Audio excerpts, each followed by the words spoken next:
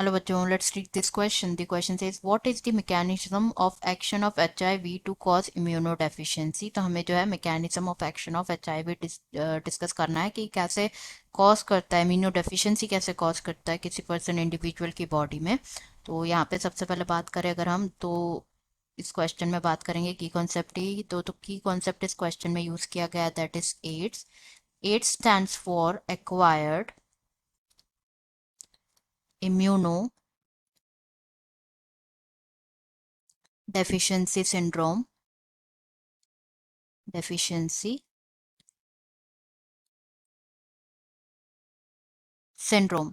तो जो acquired immuno deficiency syndrome होता है ये कॉज होता है by the HIV virus.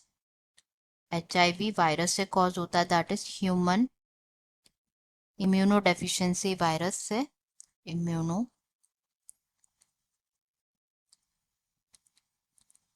Deficiency virus से कॉज होता है। तो जो एचआईवी है it's a group of virus जिसे कहा जाता है, it is a member of a group of virus जिसे कहा जाता है रेट्रो वायरस। लाइक जो रेट्रो वायरस होता है इसमें क्या होता है, एनवलप होता है जो कि एनक्लोज करता है आरएनए जीनोम को। It has a envelope which enclose the RNA genome, RNA genome को एनक्लोज करता है जो। तो अगर हम बात करें अबाउट ट्रांसमिशन की, ट्रांसमिशन कैसे होता है एचआईवी इन्फेक्शन का, तो सबसे पहला होता है due because of sexual contact. Sexual contact की वजह से ये ट्रांसमिट हो सकता है from infected person to a healthy individual, that's why इसे सेक्सुअली ट्रांसमिटेड डिजीज भी कहा जाता है। ये ट्रांसफ्यूजन जो होता है ब्लड का, transfusion of contaminated blood and blood product से भी होता है cause. Transfusion of contaminated blood and blood products. Next is ये बाय शेयरिंग, जो इन्फेक्टेड निडल शेयर करने से भी it can transmit by sharing infected needles. Next is ये जो है ये कॉज होता है बाय लाइक फ्रॉम इन्फेक्टेड जो मदर होती है उससे चाइल्ड में भी ये कॉज ट्रांसमिट हो सकता है बाय प्लेजेंटा। इन्फेक्टेड मदर से चाइल्ड में हो सकता है ये थ्रू प्लेजेंटा। प्लेजेंट। तो बेसिकली यहाँ पे हमें डिस्कस करना है about the mechanism of action of HIV to cause immunodeficiency. Mechanism of action of HIV to cause immunodeficiency. तो जैसे क्या होता है basically after getting into the body of the person, जो वायरस होता है वो पर्सन की बॉडी के अंदर आता है, तो वायरस एंटर करता है सबसे पहले इनटू द मैक्रोफेजेस, इनटू करता है एंटर करता है into the macrophages where जो जीनोम होता है वायरस का वो रेप्लिकेट करता है, where the genome of virus वो रेप्लिकेट करता है to form the viral DNA, viral DNA with the help of enzyme जिसे कहा जाता है reverse transcriptase, reverse transcriptase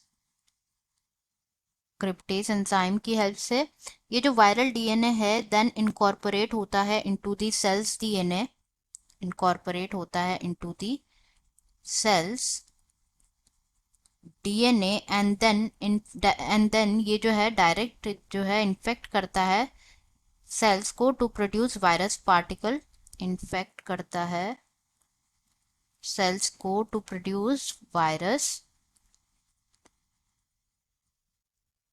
particles ना। उसके बाद क्या होता है जो मैक्रोफेजेस होती है वो कंटिन्यू प्रोड्यूस करती है वायरसेस, एंड नाउ इसको इसीलिए क्या कहा जाता है, एचआईवी फैक्ट्री कहा जाता है, एचआईवी फैक्ट्री कहा जाता है ना। अब क्या होता है बेसिकली साइमल्टेनियसली एचआईवी एंटर करता है ह्यूमन इम्यूनो डेफिशिएंसी वायरस, ये एंटर करता है into the helper T lymphocytes, helper T lymphocytes में एंटर करता है, वहां पे रेप्लिकेट करता है एंड प्रोड्यूस करता है प्रोजेनी वायरस, रेप्लिकेट करता है एंड प्रोड्यूस करता है प्रोजेनी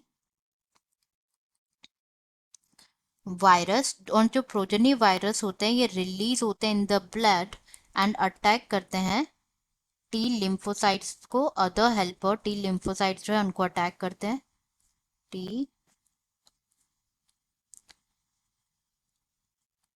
लिम्फोसाइट्स को अटैक करते हैं। एंड ये जो है प्रोसेस रिपीट होता रहता है, जो कि जिसकी वजह से क्या हो जाता है, डिक्रीज हो जाते हैं number of helper T cells, decrease हो जाते हैं हेल्पर टी सेल्स जो है डिक्रीज हो जाते हैं ना। उसके बाद क्या होता है बेसिकली इस पीरियड में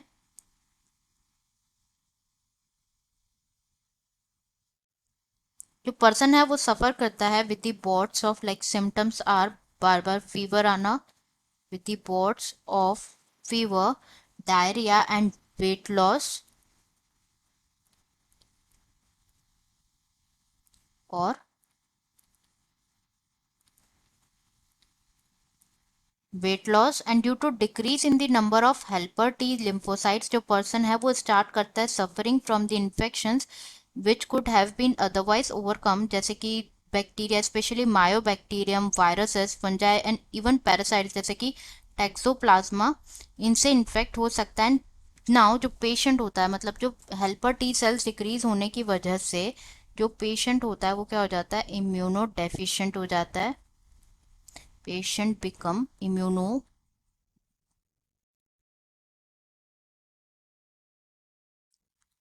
deficient हो जाता है एंड दैट ये क्या होता है, enable now it become enable to protect himself like अब वो किसी भी इन्फेक्शन से अपने आप को प्रोटेक्ट नहीं कर पाता। एक वाइडली यूज डायग्नोस्टिक टेस्ट होता है एड्स के लिए, that is enzyme linked immunosorbent assay ELISA test that is enzyme linked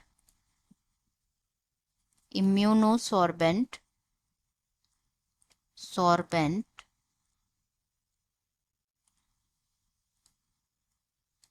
ऐसे।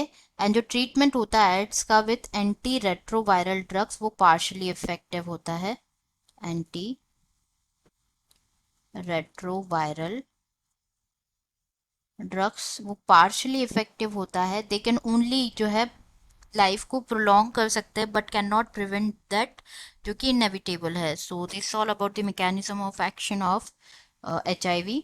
I hope you understood it well. Best of luck.